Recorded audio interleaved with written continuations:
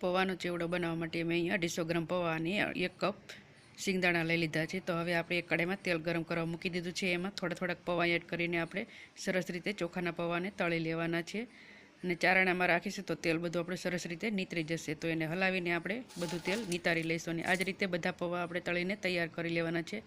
તો હવે જે 1 કપ સિંગદાણા હતા એને આપણે તળી લેવાના છે। તો કલર ચેન્જ થાય અને ઉપરથી થોડા ક્રિસ્પી થઈ જાય ત્યાં સુધી આપણે એને તળી લેવાના છે।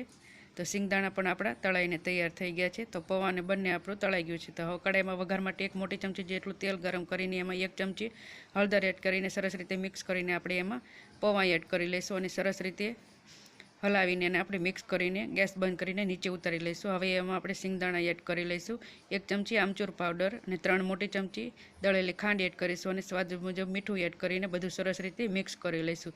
તો આપણો સરસ મજાનો ચેવડો બનીને તૈયાર છે।